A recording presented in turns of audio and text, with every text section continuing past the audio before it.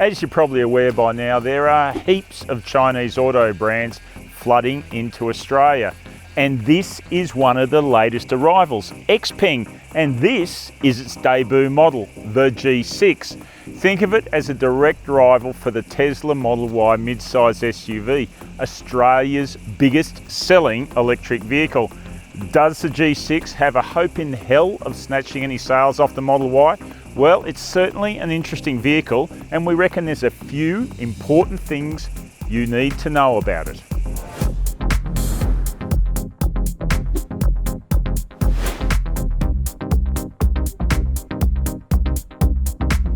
There are two models in the G6 launch model lineup, the standard range and the long range, which we're testing here.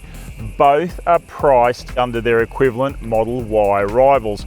The long range, compared to the standard range, comes with a slightly more powerful e-motor and a much bigger battery, which delivers a much longer 570 kilometre claimed range. Okay, so the price is affordable, but that doesn't mean the XPeng G6 struggles for tech.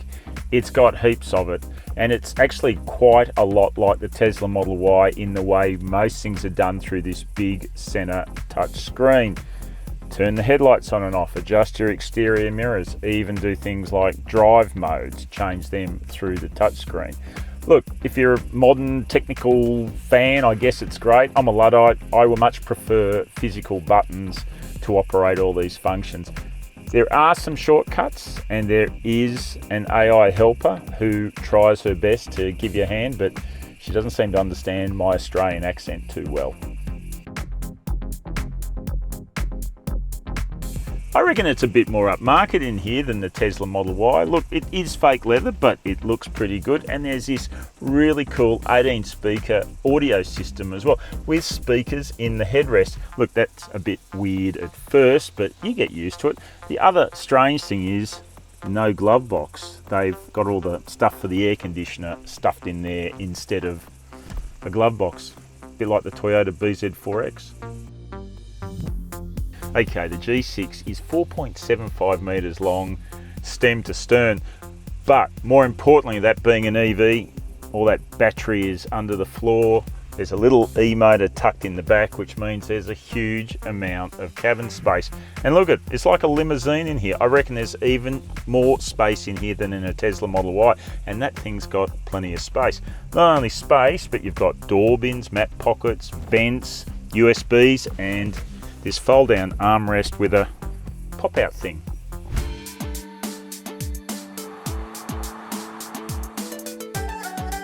Get rolling in the G6 long range, and it's not an especially memorable experience. Look, there are things here that we appreciate about electric motoring that it has, of course, like that thrust, the quietness, but it's not a particularly memorable experience in terms of the driving.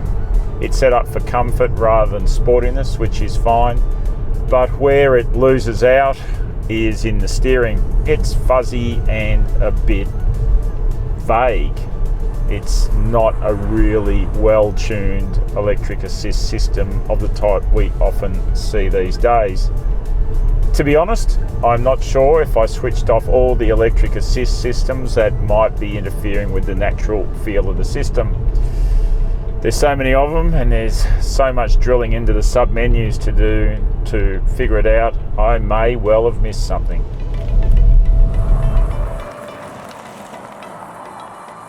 A key question I'm sure you want answered at this point is, how's the consumption level? Well, we drove more than 600 kilometres in the G6 at an average around 18 kilowatt hours per 100 kilometres. And there was a lot of high speed running in that, so real world range with plenty of commuting looks like it will comfortably come out well over 400 kilometres. And the recharge rates promise to be pretty fast, and that helps too. We had to recharge on a 150 kilowatt unit, so we couldn't test out how close to its 280 kilowatt claimed recharging rate the G6 could get to. So that's our first look at the XPeng G6 long range. Look, it's definitely competitively priced, it's loaded with tech, and it looks like it ekes out a pretty good range as well between recharges. Tesla Model Y might have a bit of competition here. But we know so little about XPeng. It's only just rolled into Australia. We've got a lot to learn about the brand and how well it stands up to Australian conditions. So at this stage, just a mild thumbs up, and you'll have to wait for us to deliver a more substantial verdict when we get the car on full test. Thanks for watching. Don't forget to like and subscribe, and let us know what you think of this video in the comments below.